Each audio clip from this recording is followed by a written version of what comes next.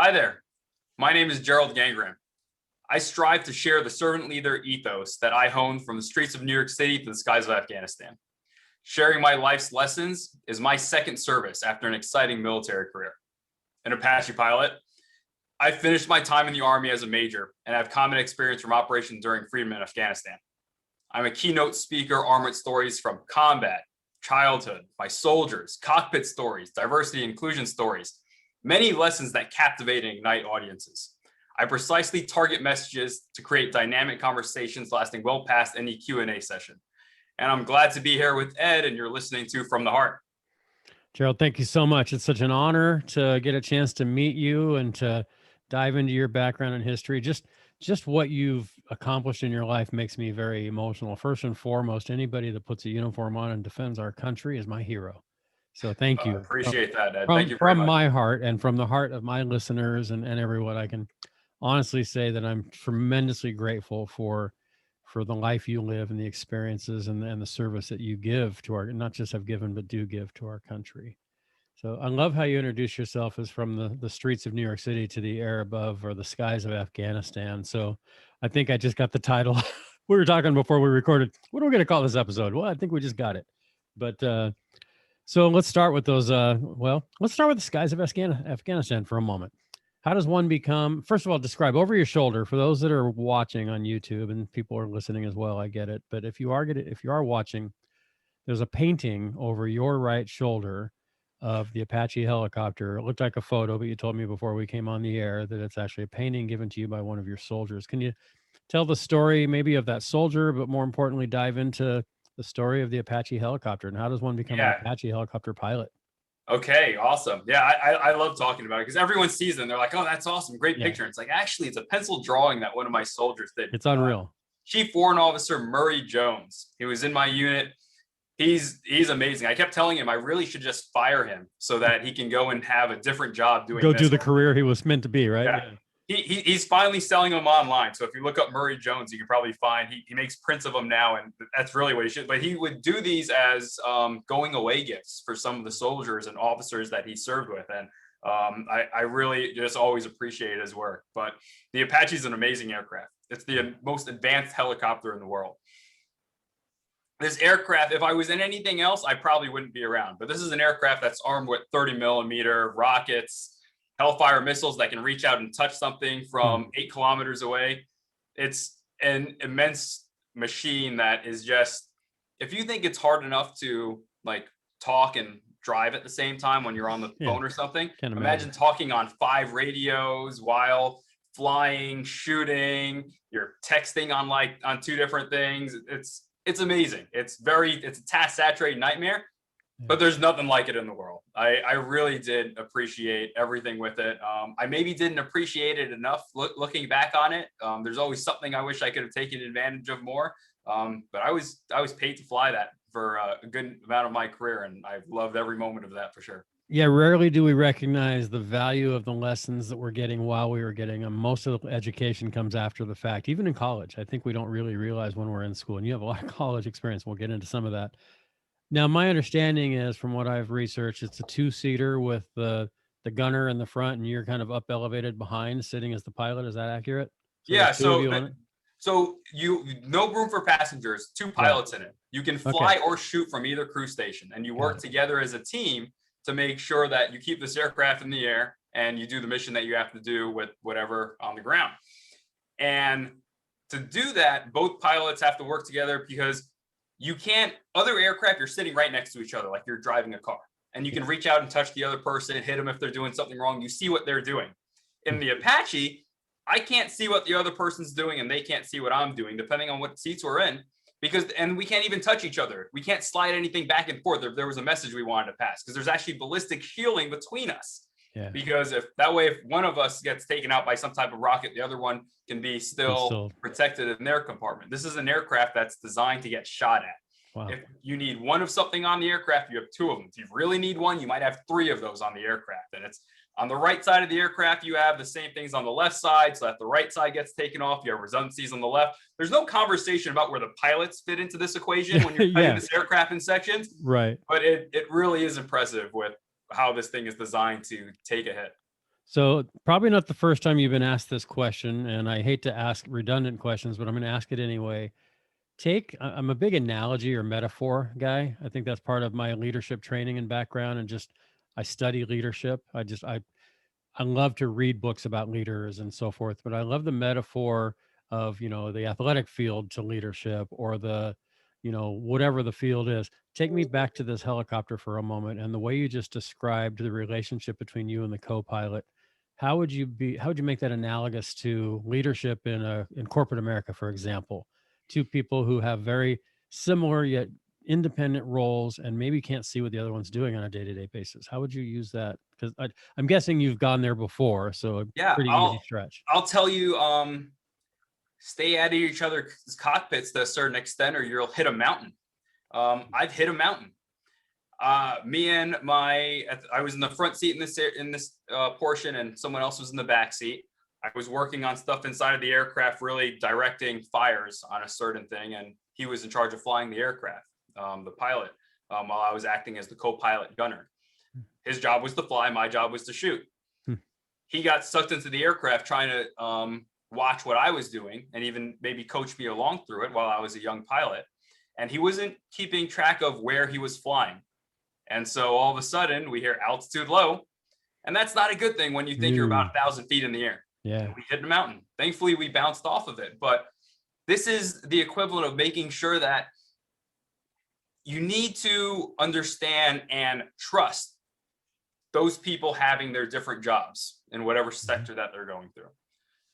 Whoever's in charge of your HR team or marketing, whatever it is, you need to trust that they'll get that job done so you can focus on yours.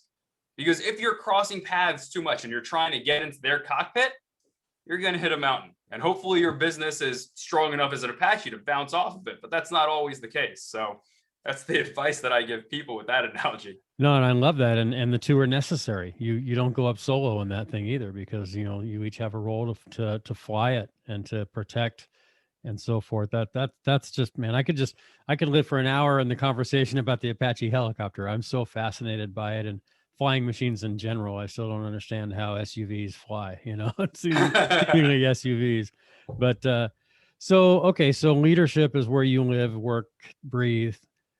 You grew up in the streets of Queens, New York, single mom, crime-riddled neighborhood, not where Ed Hart grew up. I told you I grew up in, middle-class white Orange County, California, with mom and dad. And, it was the Leave It to Beaver home. Dad went off to work. Mom made the pie and the dinner and took care of the kids and looked nice for dad when he got home. She went on to a great career later on after the kids were raised. But so we talk about from the streets of New York City to the skies of Afghanistan. We started on the skies. Let's go back to the streets and then maybe weave our way back up to the skies again as we wrap later on. Talk about that upbringing. And so I don't understand the paradigm of growing up on the streets because I didn't, but I'm always just absolutely mesmerized and impressed and inspired by most of the successful people I have read about and seen, CEOs, military leaders like yourself and so forth, have come from that background. What is it that you learned, you think, from what you know, that maybe I didn't, or others listening today might not have learned because of your upbringing? Oh man, Ed, there's a couple places to go with this. But the first place I'll go is that I didn't get to where I am today on my own. And it's the same story that other people get, but it's maybe harder in some cases for someone else in my position to see it, because there's this dynamic that we lie to people almost, and we tell them, you keep working hard, and you can get out of whatever situation you're in. And that's not completely true. If you're lucky, maybe, but you need other people in your life to help get you out of there. I didn't even know what getting out was. Yeah. I was so tunnel visioned when I thought about, you know what, my goal right now when I'm getting to high school and stuff is to get strong for prison. I figured I was going to end up in prison, so I might as well just go to gym and bulk up for prison. I didn't think that there was another choice. It's not like I was doing these negative things. I wasn't with the gangs or anything else like that. That wasn't my life. But I just thought, oh, this is just kind of the environment I live in. That's what's going to end up happening. That was the predestination in my mind. My biological father would tell my mom that she was worthless when he left, and would say that I wouldn't amount to anything because of her not having an education or anything else like that. And that stuck with me. Yeah. And instead, I needed, in this case, other teachers, high school teachers that saw something else in me. And that, in this case, it was a propensity for leadership where I accidentally got put in their course. And I tried to get out of it. This was a leadership course in Junior Reserve Officer Training Corps. And it was a leadership course on becoming a better citizen. What the hell do I need to become a better citizen for? I need to get to gym, I'll be right? in prison. Yeah, I don't need to. Yeah, Yeah. what the hell is that? So Yeah. I'm trying to get out of this, and they refuse to let me out of this. I tried to drop the course 3 times. And between a sergeant first class Bats, a Master Sergeant Badia, and a First Sergeant Gogarty, these teachers in high school didn't give up on me. They saw this and they kept with me. So much that by the time I got it out of my head that, okay, I don't have to be in prison, I'll figure something else out, I was still thinking, oh, again, small scope, that narrow view that I had, I'm going to go and work at a McDonald's or something. And I can maybe be a manager there one day. And that's what I'm thinking. That's what I'm going to use my leadership for. I wasn't even thinking about college. When First Sergeant asked me what I was going to do for college, I said, I'm not applying to college. I can't afford application fees. What am I going to do at college? Yeah. And then he told me one school that didn't have an application fee, and that was West Point. It was the only school I applied to that year. And because of September 11th, it was the hardest school in the world to get into. And thankfully, I was able to get in. Yeah. But I would not have got there on my own. Yeah, I had some inclination and understanding what the military was, but I didn't think that I could do that yet until he really had that heart to heart with me. So mentors are important. We don't do anything by ourselves. Even now, I still have mentors that are guiding me to even where I got to today, right in front of you. Nothing is by ourselves. So before we get into those I want to dive a little more into a couple of the teachers and the names you talked about. Talk to me about your mom. This was your first real role model. My mom is the first example I have of a servant leader. Awesome. And to me, a servant leader is someone that they show up, they're present, and they elevate whatever group they're serving, whatever group they are given to lead. And again, it can be as a parent, but she was willing to sacrifice, and that's what she showed me. There are a lot of times where I remember her just like not being hungry, right? Like I remember that. I remember we would go to school to eat breakfast and lunch, and then she found out that summer school was a thing, and she actually enrolled me in summer school, even though my grades were good. She had me enroll in summer school, and I remember her dropping me off at breakfast sometimes and trying to tell me to grab an extra thing so that she could eat sometimes whenever she wouldn't get caught eating. Not that she was taking away from me ever, but I still remember those moments where, like, even when it happened and I brought something home, like for food, and she was like, no, you have to eat that. And I know that she needed it also, but again, those small things add up in such a way. And that's just one example of many. She worked as hard as she could to make things work, make sure we had whatever we need. And when you're seeing someone like that, it's hard to ask for anything. Yeah. It's not that I knew that it was very limited what my mom could financially give me. But she wanted what was best for me, and it made it where if I needed something for school or anything else, I didn't want to ask for it because I knew she was already doing as much as she could. And if it was, I knew it was going to be, hey, you need a pencil. I had one at work, and I'm bringing it to you. I should take office supplies to do what needed to be done. But that was my pencil. I could not lose that pencil. Exactly. Like I had one pencil sometimes going through school. Sometimes I had one pencil and one pen or whatever it was. Like I valued those even more because I knew, oh, my mom might get in trouble if I lose this, because she might have to get another one. And then she won't have one. They might not notice one, but if they start noticing pencils are disappearing. Yeah. Yeah. And so it was just stuff like that. I remember like sometimes it would be like trash, like paper that was like, if I needed loose leaf, it was like, oh, they didn't use the back of these sheets at the office or something. I had that for scrap paper on things. They used to have these, like this paper with the perforations on the side that fed through these huge printers and had like matrix printer. Yeah. Yeah. Exactly. Yep. I had that for homework and paper because like her office had like extra of that. So that was the stuff I had for school supplies. But she, without a doubt, for me, and I only had one sister at the time, one younger sister. I now have 2 others, so 3 altogether. There was no request that she was not going to try to make.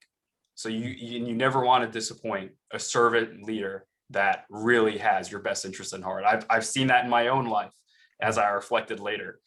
with how some of my soldiers were with me. And that started with her, without a doubt. She probably asked you to grab that extra food for her, knowing that it was really going to be for you, and you wouldn't grab it if you knew it was for you. Because Yeah, because she taught you a she, lot of lessons there.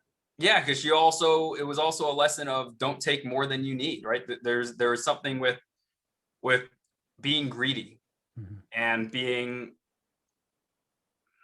justice of things. Yeah. And she was very much about the integrity with things, even if it was taking like different things. It was like, this is a used pencil that's almost done, no one was gonna miss this, right? Like stuff like that. Mhm. Like there was still a method to it. There wasn't stealing anything. It was just, we're recycling Sure. something else, and it wasn't like twisting it. It was very much an honor to it. And there's such character within her, without a doubt. So you're surrounded by women. You've got sisters. You got a mom. Tell me your first male role model. When I say that, where do you go? First Sergeant Richard Gogarty, Nice. that man that was that father figure to me, that got me, that really inspired me to go to West Point. He helped me go to my appointments and everything. Even I told you about, I couldn't afford to go to apply to college. Even when it came to mailing in the application, he gave me $20 bill to send something, return receipt, $16.16 is what I spent on that post-it. And I still remember that because I'd never spent that much on post-it. I was like, Yeah. sure, we don't just have to put a stamp or two on this and That's call food it for like a week, right? yeah, it was so much to spend on postage. But he this is a guy that he dropped me off at West Point, and then he found out that he had cancer the next day. And he didn't tell me because he knew that I would try and run over and be with him. I'd leave West Point, and he wasn't going to let that happen. He didn't want to make his burden mine. He wouldn't tell me for 2 years that he was diagnosed with cancer, and at one point given 6 months to live. He didn't want that on my conscience at all. He wanted me to just be focused on what I was doing. And then even when he told me 2 years later, he didn't say, hey, 2 years ago I got cancer. He's like, oh, by the way, I have cancer. It wouldn't be like 10 years. Or like I just found out, right? Yeah, it wouldn't be till like another 10 years where I eventually found out that he kept it from me for so long. It's only because I was interviewing him for something else, and he was like, oh, well, if you really want to know something, don't share your burdens and stuff. Like it's sometimes okay to keep some things from people. Like the whole protecting them can have merit to it when you're doing it for the right reasons as a servant leader. So again, awesome man. Okay, so you keep dropping the term servant leader, and I've dropped it too. Let's define it. Gerald's definition of servant leadership. Yes, so a leader is someone that motivates someone to accomplish the mission, especially something that they may not otherwise want to do. A servant leader will add that element of sacrifice to it. They're all about raising up the group, not just for themselves or their personal gain. That's not it at all. It's all about just elevating the group. No matter where this group wants to go in the end, even if they decide to leave whatever organization, they're still going to be better people at the end of the day. You should go into an organization and leave it better than you found it. That's what a servant leader does. They leave people better than they found them. And that's my concise definition of, again, that sacrificial leader. I'm willing to take the round so that you can elevate yourself. I love that. That's such a great definition. I really like that sacrifice component of it too. And, we've all heard the definition of sacrifice is giving up something good in return for something better. And when we're sacrificing and giving of ourselves, we really, even if all we're getting is just the satisfaction of seeing the results in the other person, that not even, I mean, that's huge. I don't mean that like that's nothing. That's massive. Yeah. So no, I think that's fantastic. What would you tell the young man growing up in Queens today? Not you. I mean, yeah, if you can go back and tell yourself the lesson and we can play that game, and I love that. But you see a young kid on the streets right now that is bulking up for prison, as you put it. I mean, if I don't cry in the next 5 minutes, I'm going to at some point when I listen to this interview again, because, just I'm so impressed with, and this isn't meant to do anything other than just share my heart with you, that I'm impressed with where you've come from and what you've accomplished and what you're doing with your life. So what advice or mentorship or guidance would you give that, 10-year-old kid on the streets in Queens today? Ed, that's a great question. there isn't enough that I can do for that individual, honestly. They need someone to grab them the way that first sergeant grabbed me, and I hope that they can find that person. And I would tell them to look for those people that can be role models. Again, teachers are, I have such tremendous respect for teachers and what they do and the lives that they can change. But beyond that, I would let them know they don't know what they can do yet. I had no idea I was going to do any of the things that I'm doing right now. Having an audience like this with your followers, Ed, like this is an honor and a privilege to me. And I would tell them they're in a great position. I would tell them that they're going to forge forward. They're going to, the bad seasons in our life are just that, they're seasons. And we can go through these hot points and we can melt. We can go through this fire and we can absolutely melt. Sure, it happens. Or you can come out more resilient with it. You can go through that fire. You can get heated up like that steel, but then you can get molded. Yeah. And leaders aren't made, they aren't born, they're forged. Leaders go through that fire and they become more resilient for it. They become sharper, molded swords out of it. And those are the people you want leading you, the people that have gone through that experience that can now, they have such a greater empathy for things, greater perspective for things. Challenges are completely different for them and how they view risk and rewards. And that's what I would say. You're in a great place. This is a season that will pass if you let it. If you come out more resilient through the fire and allow yourself to forge forward. I don't usually take notes when I'm interviewing someone on the podcast, but I'm writing a lot of stuff down today. Leaders are forged is just, that is going to ingrain in me forever now, because I teach a leadership class to MBA students at University of California at Riverside part-time. And one of the discussions the first night is talk about the difference between leadership and management. And they always talk about, and then we have the comment, well, are leaders born, or, do you learn how to become a leader? And I've never heard anybody until right now say they're forged. And I hope you're okay, but I'm stealing that one, man. That's my number 2 pencil, right, that I'm taking from you. All right, let's go with it. Hell, I'll come to your MBA class. Hey, right on, man. Whether we're doing Zoom or whether it's in person. But so, gosh, I could go anywhere. There's so many different ideas that are popping through my head right now. Tell me a story. I love stories, and leaders tell great stories, and you're a great leader, so you got lots of stories. Tell us a story about a young soldier that you came across that you saw grow more than anyone else, and what was it about that person, or what were the experiences that made that person grow? Oh, man. Yeah, I know. Go through the Rolodex, right? I'm sure there's a few. You kind of narrowed it down for me by saying young soldier. Okay.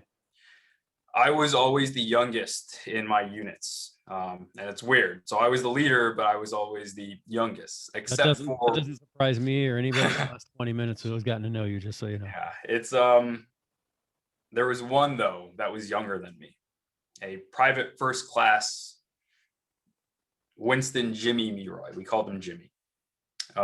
He was the only one that was younger than me, and this is when I was a platoon leader. All the rest of my guys were sometimes 10, 20 years older than me. It depended on the situation, sometimes only a few years, but Jimmy was maybe 18. And this was an aircraft mechanic working on the Apache that was the only private we actually had. He was that young, and he was always fired up. And I remember talking to him about land navigation and leadership, things that had nothing to do with being an aircraft mechanic, but he loved it. And I actually told him about how he could even go to West Point, the propensity for him to do that. And he kept seeing himself as, oh, I'm the lowest ranking person in this platoon right now, and I can be the highest ranking person after I graduate and go to college and all this stuff. And he really had all these large aspirations. Such a beautiful soul to him. Regretfully, I lost that soldier. Wow.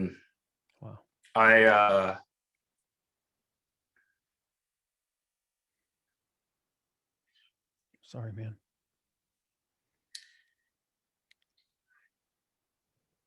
Jimmy was great. And when I lost Jimmy, we had to bring him home. his parents requested me to bring him home. And I did. And when I did that, sorry, Ed. No, I apologize, man. When I brought Jimmy home, I'm talking to his family about him, and I get with his mom and dad. I was like, why did you request me? Like, there are other soldiers that were closer to him. Why me? And they said, because when he would write or call home, he would tell us these stories about the land navigation and leadership and West Point and stuff. And he said he wanted to be like you. Wow. And we wanted to see how our son would turn out by meeting you. And that's why we wanted to meet you. And it was such a sad moment. It was a horrible tragedy. But when I take myself out of the circumstance that brought me to that, and I think about what they said, I'm deeply humbled by it. I wasn't trying to be that person. And that goes back to those ripple effects that you were talking about earlier of you don't know sometimes, and you're not going to see the impact you're having on people's lives. Right. Most of the time you're not. I was very fortunate to see it there. And so I try and be more deliberate with my moments with people, because you don't know what they're going to take away from every interaction and how that can change their lives forever, put them on a different path for their life or maybe for that day. Yeah. But either way, this is going to be consequential. And that's Jimmy's my answer to that. You know, I'm not a Star Wars guy at all, but one of the things I keep hearing Yoda quoted is, sorry, I'm just a puddle over here now too, hearing your story, is there's no try, only do. Leaders can't try to become leaders. It just happens. Do or do not. There is no try. There is no try. There you go. Sorry. You see, like I said, I even misquoted Yoda. That's how bad I am. So a term that comes up for me, and I wrote this down, and it's not in my notes, but it is now. I'm going there now. When I say the phrase, the privilege of leadership, what's the first thing that comes up for you? For those that are just listening, he just looked up. I can tell that hit you. And when you hear the privilege of leadership, where do you go? Any time you get as a leader, you are blessed to be a leader. If you are a leader, whether it was you got stuck being a leader, appointed being a leader, elected being a leader, it's a privilege to lead. And you only have that privilege for so long, no matter what, with that group of people. Take every opportunity to do as much as you can for them. Make them the best that you can be, and rewards will come to them 3 times over if you set them up right. And you can be proud of that when you leave them. So many people these days are maybe focused on what their next job is going to be from a leadership position, or I want to hear stepping stone. Yeah. No, get out of that. Stop. Especially with some politicians where they're like, oh, well, I'm doing this to get to this. No, stop. Yeah. Stop using your time campaigning or anything else like that. Just be in the moment and serve your people. Mm-hmm. Yeah. Be present. So I talk to athletes a lot, retired athletes. I worked in sports a little bit, and I've talked to a lot of athletes then and now. And I ask them, what do you miss most about it? And oftentimes they'll go, the camaraderie in the locker room with the guys, the road trips and stuff. And I'm sure there was those down moments when you're not flying the helicopter and you're not in battle and in combat. That's, a lot of laughter and a lot of fun and cold beers with the guys and stuff that you probably don't want to talk about. But when you think about the whole experience, you're a retired Army major. That means you're not doing it anymore. So when you look back about, that time, first thing that comes up for you that you just miss the most, or that you just harken back to more often than not? Oh, it's definitely camaraderie, without a doubt. I miss flying, but when I think about what I miss in the Army most, it's my soldiers. Mm-hmm. It was that whether, and it's not just the soldiers that I had under me. It was my peers. It was my supervisors, those bosses that I had that were most of the time awesome. I was really fortunate. Again, everyone has some bad apples that they have to work with above them, and that kind of makes you stronger in other ways. But I had a lot of really good, especially direct supervisors, and I'm very thankful for that. But that bond you have with your soldiers, with the people that you're leading, because I've also had it with people that weren't soldiers, and it's tremendous. I've had times in my life where they came to bat for me with things. I remember when I was trying to study for my GMAT to go to business school, and they knew I hadn't been studying because I'm commander of this company. It's going around the clock. I have no time to study. Eventually I was like, hey, I'm just going to take a day to study.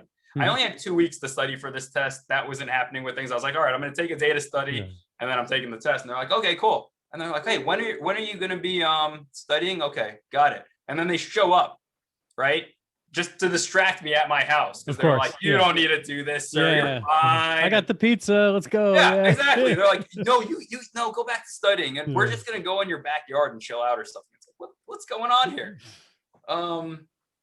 But you can't take yourself too seriously. And they were really good at doing that. And there's so many memories I have with them, because especially when I was in command, I was in charge of 136 people and this group of people, and then by incident, their families as well. All of them were awesome, legends in the Apache community. And these guys were my immediate supervisors that I had to help me run this company. I call them my administration. They were my cabinet. Okay. And it was about 13 or 16 of them, depending on which term I was in, if it was early on or later. And these guys, I took all my authority and put it on them. I told them, hey, you guys run the company. You come to me when you need big decisions done. And we got really close. It was a very tight-knit community. We would, every weekend, I would be over by someone else's house or have them over so that we could just get to know each other better. So I would understand all the things they were going through, what they wanted in life, and I could know how to better serve them. And yeah, I was their boss. I was the commander. There was a line that wasn't crossed, but we were friends too. As professional of friends as we could be, but in that environment where you're still putting your life in each other's hands with different things, it's hard not to be that close. Yeah. But it doesn't mean it can't happen in an organization where it's not always life and death. Right. It's real easy to still take an interest in the other person, and then loyalty takes on a whole different meaning afterwards. It's not serving the company as much as sometimes it becomes serving each other. Yeah. I had one guy, Mr. Jason McCormick, that would always, oh man, I did it again. I know I'm thinking about another soldier, but Jason would tell me, sir, I hate disappointing you. He's 10 years older than me, maybe 13. And he's saying, I hate disappointing you, sir, because it's like letting my father down. Why can't you just yell at me for doing this wrong? And he knew that wasn't my way. It was more of just a, hey, we'll get through this together kind of thing. Yeah, I could be stern and disciplined when I needed to get that out of me, but it was not a berating, belittling. It wasn't that kind of army leader for me. It was, we're a team. Your job is to keep these guys alive. My job. Well, I mean, I don't mean. You're right to some extent. My job is to fight and win the nation's wars as an Army officer, and to do that, I lead America's sons and daughters. Yeah. That's the job. And I hope that I'm doing it in a manner where we all can come home. Yeah. I definitely want to do right by them. Really, my job is to take care of them. Yeah. Yes, I am in charge of their lives without a doubt. Yeah. And they understood that. But they were also responsible for mine. And they knew that. They did things to safeguard and protect me as well. And that's where it went above and beyond. It wasn't always just I had to come up with the plans. These were very smart. They spent more time in the Army than I did in almost all circumstances. So the experience was tremendous, and I learned how to respect that experience and just, it almost sounds bad, but leverage it. I don't have to be the one to come up with all the bright ideas. Hey, what bright ideas do you have? Cool. Yeah, we got a team here. And it became, hey, we're using Jason's idea for this. Right. I didn't even need the credit for it. It was almost better if it came from Jason, because everyone was like, oh, Jason, we trust. This commander's kind of new. And he's kind of young. I don't know about that. Yeah. But Jason, Jason. Commanders is like, I'll listen to all of you, and then I'm going to do what I want to do. Yeah, and that wasn't how I rolled. Me and Jason, and even I'm thinking about Uriah Hayes right now. We would beat each other over the head with baseball bats in my office. But as soon as the door opened, we were all on the same sheet of music. Yeah. Well, and you know what? I think whatever sheet of music I wanted to play. Right. But it was definitely influenced by all of them. Yeah, I think what bonds people together, whether it's families or baseball teams or in the military, is shared experience. We're going through this together. And you can be the leader and I can be the follower, or vice versa, or we can be on different teams. But if we're sharing this experience, I go back to athletes a lot. blown away at how guys that played Major League Baseball on different teams are just bonded now. They weren't on the same team. They were going Yeah. at each other, but they shared that experience. I look at family members that have been through crises. We're, I hope, knock on wood, at sort of towards the tail end of this massive worldwide pandemic and crisis that we're all facing. And I like to use the analogy that we're going through different experiences together, or we're going through Yes. the same experience, but we're going through it differently.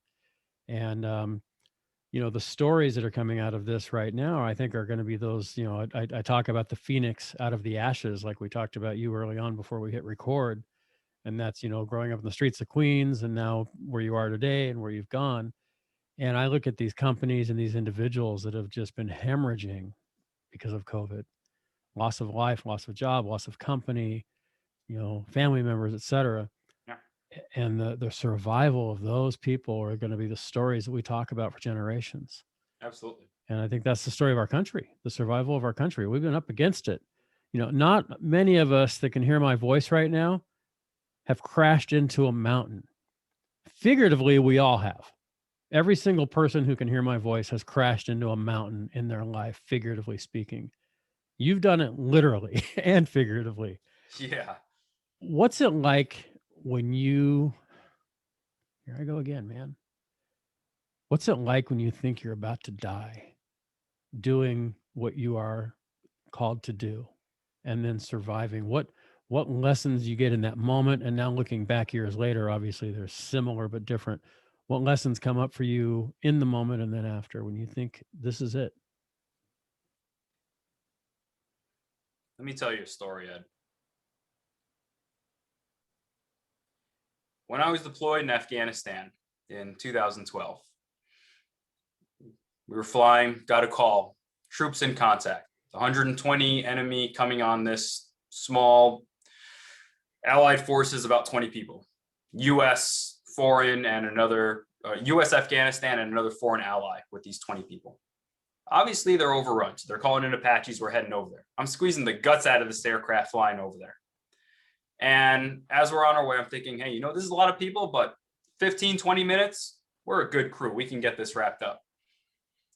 But then I get there and it's not the wide open desert I'm used to. There's trees, there's foliage, canopies. I can't see the good guys or the bad guys in this fight. It's going to end up taking 10.5 hours. And as I'm trying to get lower and lower, I'm shooting rockets at the sides of a mountain, trying to have the ground guys literally walk my rounds onto where the target is. Hey, shift your fire down 500 meters, like adjust to the east by 200 meters, whatever it is.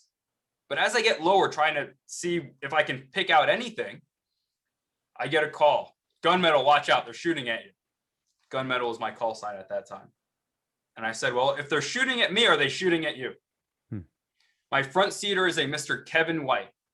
And he says, sir, I know what you're thinking and I agree. Let's do it. What the hell was I thinking?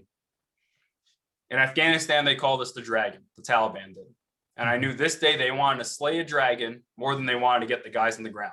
Because when they confirmed that all of the weapons were shooting at me, their small arms, their machine guns, whatever they had, I knew I was the perfect distraction.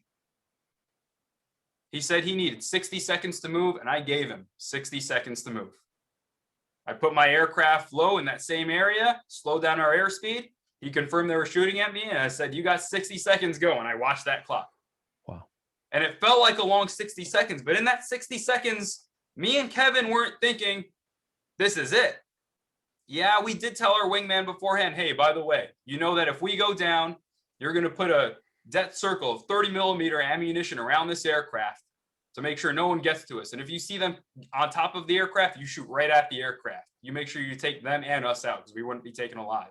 Right. But that's not what we were thinking about in this moment. Right. We were being present. We were showing up to the fight. Kevin wasn't doing this because of some glory that he had or anything. That he has a family. He has a wife. He has 4 kids, 2 twins that were born months before the deployment that he really didn't get a chance to know yet, these girls. Yeah. He's not throwing his life away because he's a hero at some bravado. We're not in those moments thinking about it. We're just doing the job. We didn't know those guys in the ground, just like those sports teams that you mentioned when they get together. But we had a connection to them. They were soldiers. They needed help. We were in a position to give them help, and you better believe that's what we were going to do. Servant leaders will show up. That's what Kevin was being at that time when he was saying those remarks that we were going to go and do that plan. You show up to that fight, and we're not thinking about what the consequences are in the moment. Yeah. That's for an after-action debrief. Yeah. Because we had to do it again. Yeah. We actually did it twice because it worked out. You had a different life than I have, my friend. You have had a different life than I have. That's for sure. Everyone has a unique and glorious life when you really look at it. What are you most proud of? I mean, I could list off the medals, and in the bio, I'm certainly going to do that. I get that it's not the medals. I've known you for 45 minutes other than emails over the last several weeks, but I get that it's not about that. When you look back at your experience, and then I want to, maybe shift a little bit into what you're doing today. When you look back at your military experience and you hang your hat on that, just, I can't even imagine you could even put this into a sentence, because I can tell you what I'm proud of in your life in the 45 minutes I've known you. Geez, man. But what do you think of when you just think of, man, that really stands out? Was it an experience? Was it lessons learned? The camaraderie we've talked about, the bouncing off mountains and surviving. I mean, literally and figuratively, of course. It was my soldiers. Yeah, the people. I'm proud of the team I built. My command philosophy was threefold. I would empower them, I would give them my intent, and I had a hell of an open door policy that required constant communication for them to walk in. And I delve a little deeper into that with things, but that allowed them to run the company without me. And I really do mean that I told them, some people feel like when they get to a company that I'm indispensable. I never wanted to be the case. It was actually the exact opposite. I told them, hey, if I go down, you can keep going. All of you know how to pick up every piece. You know, you're going to assume command, and you're going to just pick up that flag. That guidance is going to keep going forward. And I was proud that I was able to have a culture where we did that. I was proud that when I left any organization, it didn't fall apart. It didn't go backwards. It was able to continue that forward momentum. I was proud that my guys didn't need me completely. Yeah, it was good when I was there, for sure. But I wasn't the glue that had to hold everything together. I was a glue that worked. And then when I had to leave, they were still able to carry on. And that's what I'm most proud of, that I was able to, it's real easy when you're commander of the largest attack company in the world to be like, oh, this is awesome. It's all about me. I have all these toys that I can play with now. No, I'm glad that I had the experience I had beforehand to stay humble in it. And yeah, I was going to definitely wear that Firebird 6 call sign with pride, and I still do. But in the moment, I still was able to keep it all about my soldiers, and I'm glad for the people that they turned out to be. Yeah, I've heard it said many times, and I agree with this, that one of the greatest responsibilities of a leader is to develop other leaders. And so, yeah, while you're developing leaders who can take over if you're on vacation or if you're gone or whatever, the job of developing more leaders and developing those leaders even better never goes away. So, yeah, I working with family businesses, I'm telling these CEOs and these owners who are at the age of retirement, but they just either can't let go. And they say, oh, well, they'll have my funeral and my retirement party on the same day. I get that means you're committed and you want to keep working, but how cool is it when you can watch someone you've developed lead? Is there a story where you, I think so, because I think you've already touched on some of that, but is there another story, again, leaders tell stories, of someone where you looked back at, man, the leadership that I've seen this kid grow into has just been inspiring you? Chief Warrant Officer Jason McCormick. Jason started off with me. He was there at the beginning of my command. My command was 2 years. And I made him a platoon leader early on because I saw great potential in him. Now, everyone that I chose to be a platoon leader and be part of my cabinet, obviously you're a rock star if you're going to go through this. Yeah. But I also had an order of merit list for all of them. I wanted them to know where they ranked with each other. And I told Jason, hey, you're at the bottom of the list, by the way. Now, granted, this is a list of rock stars. Yeah. But it's still bites to hear that you're at the bottom of any list, Yeah. even rock stars. And so he's like, well, sir, what do I need to do? And we worked on it. Jason would come, he'd use that open door policy, and he would sometimes just sit on the couch in my office and watch me type while I would just, he literally just look at the side of my head while I was working on something, knowing that I was still talking to him, but being completely disrespectful by never having eye contact. And he learned from it. He wanted to know who the number one, the number two people were so he could learn from them as well. He didn't just rest on his laurels, and he could have done that. And he could have gradually risen up to maybe be a middle platoon leader. No, he rose to be my number one platoon leader very quickly. And the scope became, he realized it wasn't just always about even sometimes looking at, again, scope is important, not looking through at, oh, what's just going and protecting his guys. Yeah, that's a big part of it. But even, hey, what's going on to the left and right with me within this company that, oh, if something happens to the commander, I might be one of the leaders that has to step up. And he quickly, I mean, very rapidly started growing from this with the things that I did with empowering him to make those decisions and giving him that leeway. And I remember that we talked often, even after I left command, and he always wished, hey, sir, I wish we were able to have deployed together so we could have done some things. And he was always thinking about the future of Army aviation. He even was recommending different things of, hey, I'm working with this one leader that I'm mentoring that maybe can take the job you had. Can you talk to her and see if this is a right fit? Maybe put her on the right path. Regretfully, 2 weeks after that conversation where he connected me with that lieutenant, Jason, passed away a few months from his retirement. He went down in his aircraft.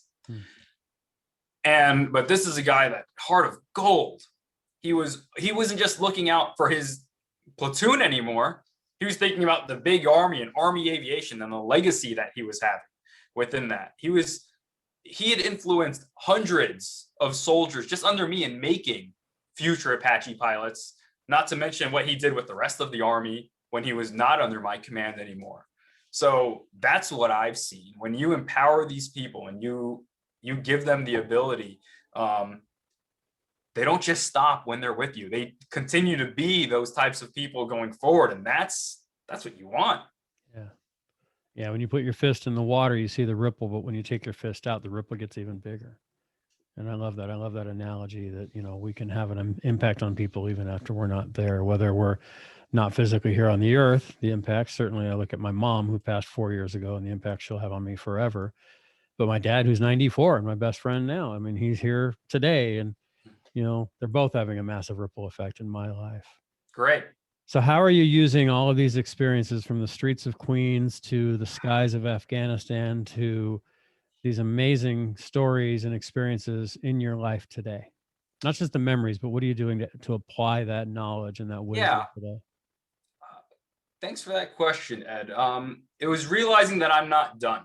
Even after taking off the uniform, it took a little while, but I realized, I've always been moved to lead, and I'm still moved to lead. I still want to be in front of people.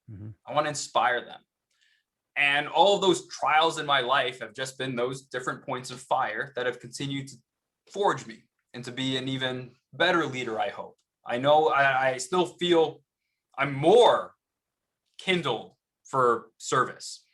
So right now what I'm doing is I'm stuff like this. I get to zoom around the world, just talking to people about matters that are important to me, talking about leadership lessons, because I believe all of us deserve better leaders. And getting to communicate about how extraordinary people are, where you're not even realizing some of the things you're doing. Leadership and heroism doesn't have to come from the seat of an Apache. It can come from a leader just helping that person on the ground do what needs to be done. And that's what it really became for me. I realized I wanted to continue to be that person that was drawing fire. I wanted to continue to be the person that enabled the person on the ground to do their job. And for me, that's the calling of a servant leader. I can't imagine any greater calling than serving at the highest levels of government, where my sole responsibility could even be to safeguard all American interests. In public office, I think I can represent the good nature of Americans and not be another out-of-touch bureaucrat. But really, I hope to inspire future administrations where officials don't think about their next term. They use that gifted time that privilege that you mentioned, Right. doing the people's business. That's what I have going on right now. Awesome. So we're gonna see you in office. We will see if I'm blessed enough to do that. That would be a great thing. What's the next big goal? The one right in front of you right now. Speaking to as many people as I can, being able to help them see the possibilities they have, the opportunities they have, the things maybe they're closing their eyes to. Not just potential in themselves, but potential in others. Whether it's helping someone know that they can be mentored out of a situation or can rise to a different level, or giving the mentor the aspirations they need to help someone pull themselves out of a situation. Those are the things that I get really fired up about right now. Cool. I'm gonna ask you a hard question. Okay. How old are you? That's not the hard question. The hard question is the one I'm gonna ask right after. That is a hard one. Do some math. 35. Okay. I figured I was doing the math. I had you out there too. Finish this sentence. Okay. The biggest mistake I've made as a leader is.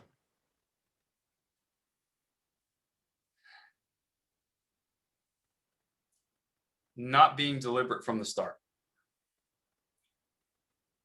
It was an accident that I had the effects I did early on, where I had people coming up to me and they're like, you inspired me to do this with my life, go to this school, go to school, join the military, get out of the military and pursue something else. And I wonder how much of a greater impact I could have had from the start if I realized that people were watching me in that way, and if I had enough faith in myself from the beginning. Well, I'm here to tell you that I think that from my experience, I'm 56, and I haven't had the experiences you've had, but to say I'm grateful for the mistakes I've made is kind of a weird way to put it, but in a way I am. I think I'm a better father, husband, Christian, podcaster, leader, whatever, fill in the gap, because of the mistakes I've made. Had those mistakes been successful, I wouldn't have learned the lesson. Yes. So my advice is be grateful for those mistakes, because they probably turned you into who you are more than had those been successes. So absolutely, I agree. I know it's hard. We want to go back and erase things that we did that maybe not have been the best things in the world, but they are learning experiences. All right. So there's a young CEO who's 35 years old, who's running a family business for the first time and has been watching mom or dad run the company and now really wants to put his or her stamp on the business.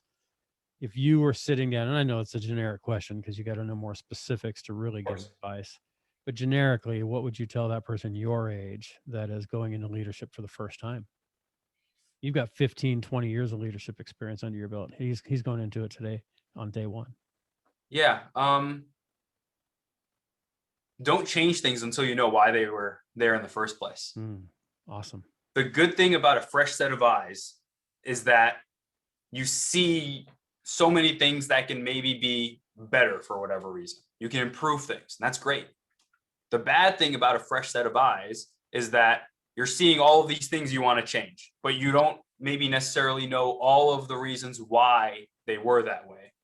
And it's a good question to ask whenever you're given the ability. Why is it done this way?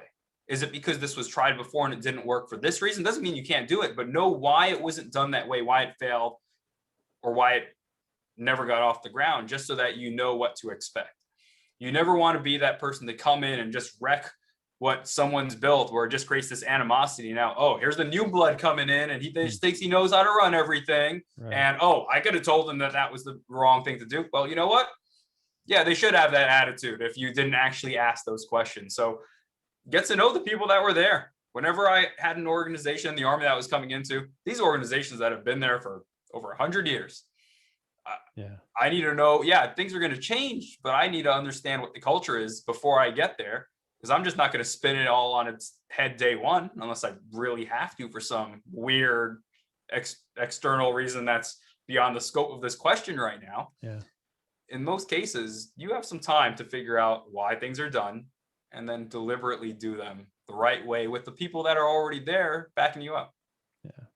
Awesome. Chance to give a shout out to the people around you. We say Jim Rohn said we're the average of the 5 people we spend the most time with. Who's your circle? My circle. Some people that are supporting me very much right now are a retired Senator Brock and his wife, Sandy. Great people. Mr. Barry Williams and his son, Barry Williams. And a Ambassador Doug Holliday, CEO of Path North. These are people that I met them at a very low point in my life when I was getting out of the military, and I was feeling sorry for myself in a lot of ways. And instead of just turning a blind eye to what was happening, they saw all the other potential in me, like others had in the past. And they were those people that raised me up. And I'm thankful for that influence that they have given me in my life, and just being that they waited for me to get right. And then they were there to continue to push me in that right direction where I'm here now. So I'm really thankful for that. Tell us about Path North. For those Path North. Yeah, Path North is an organization that Mr. Doug Holliday, Ambassador Doug Holliday, is the CEO over, where this isn't their mission statement, but this is how I describe it. This is an organization with very influential people, CEOs, politicians, entertainers, that have the ability to change the world. And they're coming into this organization to stay grounded, where these remarkable people are inviting someone like me into their midst to be like, hey, tell us what was important to you and how you got to where you were, and asking those questions about what success is to me in that. Why are you going to ask a kid from the streets of New York City what success is to him when you're these people? Because they've kind of realized that they need to, it's almost a way for them to stay connected, in touch, and grounded. And I really admire that about the individuals in this group. Your supervisors in the military called you the closer. Why? Yeah. I know that's their label for you. So for you to say why, I know, not that you're going to brag about yourself, but I'm curious why you think you were called the closer. As one of my leaders put it, when there was some type of, I didn't go into organizations or sections, units that were always doing well. In my command, that was a unit that was doing well, great. But in my other ones, sometimes there was something that was weird about it. And I would get brought in where others had maybe failed or not done as well, to almost revamp things. And it was usually a tight timeline. Everything is on a clock, especially in the military. And I would quickly come in, make those changes that I needed to be, again, using the help of those that were there before, or gaining some outside experience and perspective. And we got the job done. And when it came to missions that had to be conducted, whether in the aircraft or out, if it was a hard mission, if it was something that, others couldn't get this done, hey, bring in, at that time, Captain Gangaram, and he'll seal the deal. Cool. It's a good reputation to have. Yeah, I liked it. Yeah. It became, I wore that one as a badge of honor at the end. I would think, you got several medals of honor that you've earned through your military service, but to have your peers and your supervisors call you the closer, and the reason why, that's pretty powerful. So I don't want this time to end. I hope we have a part 2. I want to respect your time. I'd like to ask you a couple final questions before we close up, and then I have one that I ask all my guests at the end. Let's stay out of politics for a minute. Okay. I know that's an aspiration, and that's kind of where, you're surrounded by right now. Can you name a leader, living or dead, that comes to mind, famous, so that my listeners can tie you to that person? What is it about that person? Who is it? And what is it about that person that you admire and try to emulate in your life? The answer may sound political, but it's not. Colin Powell. Okay. And this is a man who, look at his early life. This man did so much early on at a time where it definitely wasn't cool to be black.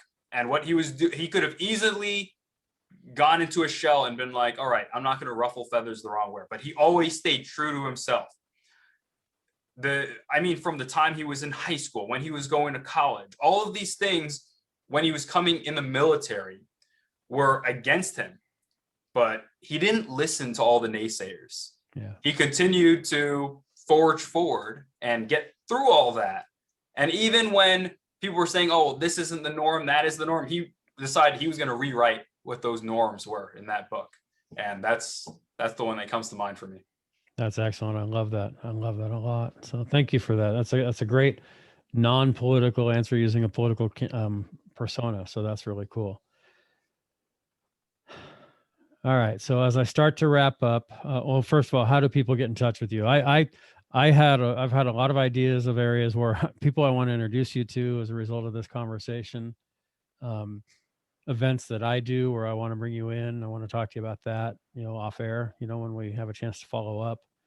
But if somebody listening or watching today is inspired to reach out to you to get you to zoom around the world, as you put it earlier, because that means something different now. You used to zoom around in that chopper behind you. Now you zoom around sitting in the seat where you are. How do they get in touch with you? And what's the best thing that you think you can bring to a company or a group of leaders right now? Great question, Ed. Thank you for that. My website is the easiest way to get in touch with me, geraldgangaram.com. You'll find all my contact information on there. You can easily email or call me, and I can immediately get to work helping your organization by setting up a time to talk to them. And the way I do that is by getting to know your organization, where it isn't just, hey, let me give you a answer for this X organization. It becomes, no, your organization. When I get, the more information I have, the more I can tailor something to, whether it's talking about, we've talked a little bit about mentorship, but there's more about resilience. There's more about even my leadership philosophy and my command philosophy that can help guide some businesses, especially whether it's a lot of corporate businesses that a lot of people fall under, where you have so many people in so many directions. So those are the things that I offer right now. And geraldgangaram.com is the easiest way to get there. Okay, I'm gonna put that in the bio and in the notes when we finish up here and when we publish this. Gerald, this is truly an honor. I felt honor the minute I was introduced to you. I felt it when we first sat down together today, and as we've gone through this hour together, and I'm more honored now than I was even then. So again, from my heart, because of the, my name is Ed Hart, but from my heart, I want to thank you for what you've done, but probably more importantly for what you're going to do. I think that your story is a story that's going to inspire a lot of people. It already is. We're opening it up hopefully to a new audience today with this. And I got a feeling that this isn't the last experience that you're going to have from my group. And I'd say my group, my people, the people that I hopefully inspire and that are inspired by the guests that I have. I did 8 podcasts before COVID hit. And since then, you are my 53rd interview since COVID hit. And Zoom has made that very, very possible. The fact that we're sitting 3,000 miles. I'm in Southern California. You're in Virginia, right? Yes. Yeah, that we can sit here 3,000 miles roughly away from each other and have this conversation and then share it with the world is pretty awesome. So before I ask my final question that I ask everybody, I also ask an essay question, if there's anything. I hate to ask it that way because, that just means that I didn't do my homework and I probably missed something. But is there anything, a parting message before? And I'll just tell you now, my question is going to be what's in your heart, because that's the name of the podcast. So if you want to take the essay question or just simply answer the question, what's in your heart, what would you say right now? It'll all work out in the end. If it hasn't worked out yet, it's not the end. Just keep going.